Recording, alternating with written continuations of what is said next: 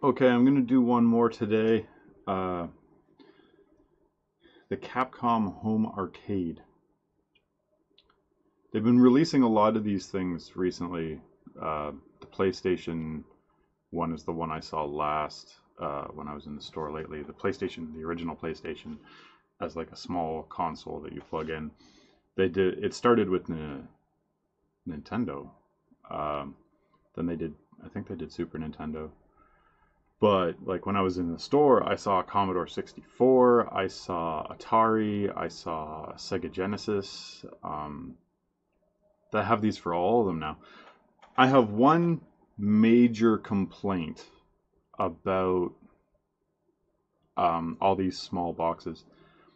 They're releasing them with like 2 to 5 good games, like games where you're like, yeah, that game was awesome. And then like 10 to 15 games where you're like, I've never heard of these. These are dumb, and you look them up online and they aren't even like good games for the most part. I don't recall what ones were in like the Sega Genesis, but of course it's going to have a couple of the Sonics and then just a bunch of games you've never heard of.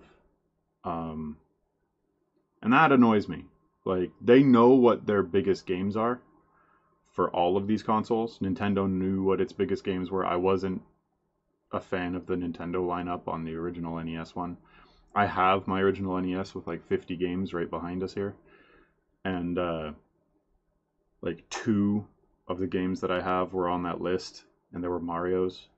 Um, just not impressive to me. Most of these game rosters. Capcom's got a ton of amazing games, um, especially from back in the day.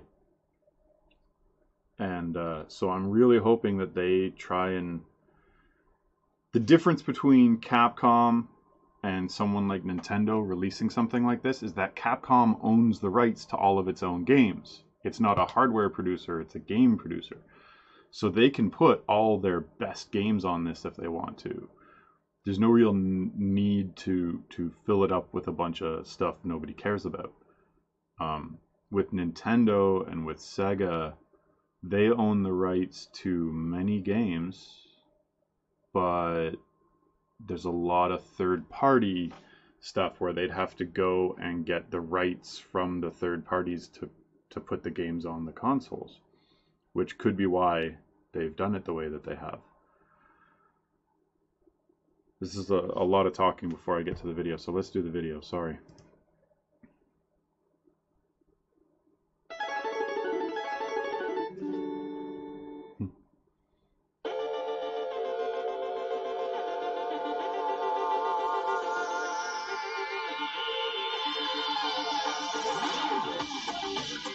That's the ugliest piece of crap I've ever seen. And it, like, maybe that's CG and not the actual console, but if the actual console you can't separate, that'll be a problem.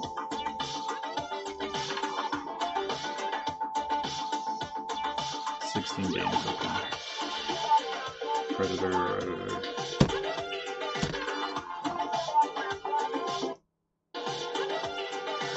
Let's watch through and I'll go back. Wi-Fi enabled, that's pretty cool. Got power, plug in the HDMI. So it's going to be easy hookup.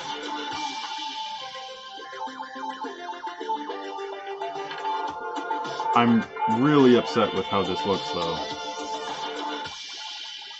And it really looks like that's going to be one piece. So I want to go back to, where was that? Right there. All right, we have 1944, the Loop Master. I played a lot of the 1944 and 1943. They're airplane shooting games. Those are fun. They're great. Alien vs. Predator is great. Armored Warriors, I'm not familiar with. Capcom Sports, I don't know. Eco Fighters, I don't know. Darkstalkers, great bunch of games. Captain Commando, I've heard of. Final Fight's good. Mega Man, great.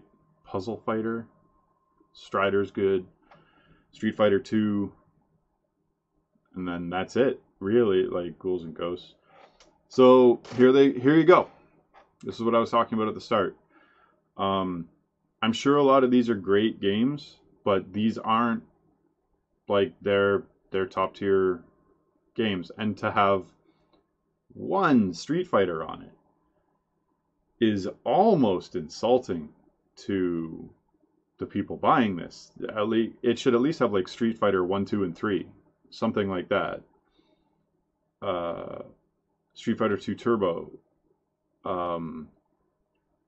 Mega Man The Power Battle. I don't know what The Power Battle is, if that's different than other ones. I'll look it up after. But it should have like the Mega Man Legacy Collection. Like you should have 1 through 8 or 1 through 10 or 1 through 3 and then a Mega Man X. Something like that. Like Capcom's got access to these unbelievable games and they put a bunch of stuff that it's all right. Yay. And that's what I was worried about. So that I kind of think that sucks. I don't know what the price point is. If the with the games that are there, I'd want like a $50 price point. But then they've got it must be a huge unit, because it's going to be very, very uncomfortable to play that with somebody. Like, I'm a big guy. I'm not like falling all over the place big, but I'm a big dude, and so are most of my friends, all about my size. If we sat beside each other with this thing on our laps, like, okay, let's play. I'm going to use this stick. I wouldn't be able to do anything. It would have to be a massive unit to be effective for any adult to play, or else it's built for children. And that's fine, but again, it would have to have a pretty low price point. But I'm guessing with the size of the unit and the fact that it's Capcom, that it won't be cheap. That it won't be cheap at all. Now, I'm up in Canada, so everything costs a bit more for our money, and I'm guessing this is going to be $200, and there's no way that I'd be able to spend $200 on something that I couldn't use properly. $200 would be probably something like 150 American. I bet